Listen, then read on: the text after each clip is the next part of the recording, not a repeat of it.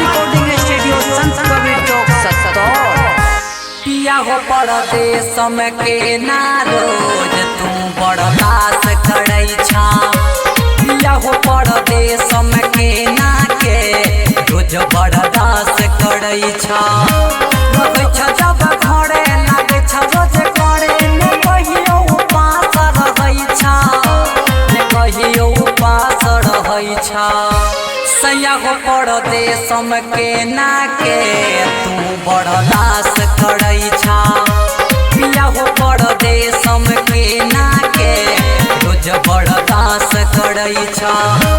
लगै छ जब घरे लागै छ रोज करे ने कहियो उपास रहै छा, ने कहियो उपास रहै छा।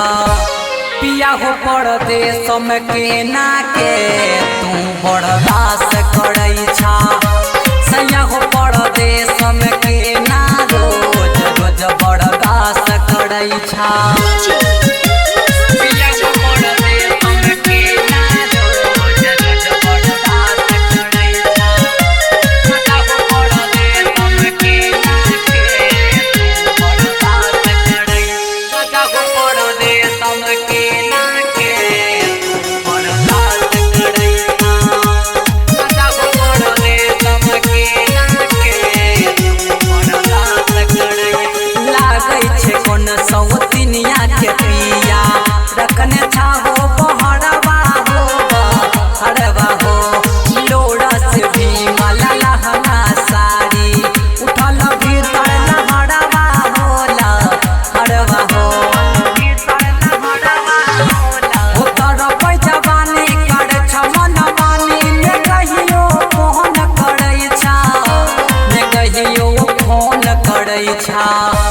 पिया हो परदेश के ना रोज रोज बर्दाश्त करै छा। राजा हो परदेश के ना के तू बर्दाश्त करै छा। पिया हो परदेश के ना रोज रोज बर्दाश्त करै छा। राजा हो परदेश के ना के तू बर्दाश्त करै छा। राजा हो परदेश के ना के तू बर्दाश्त करै छा।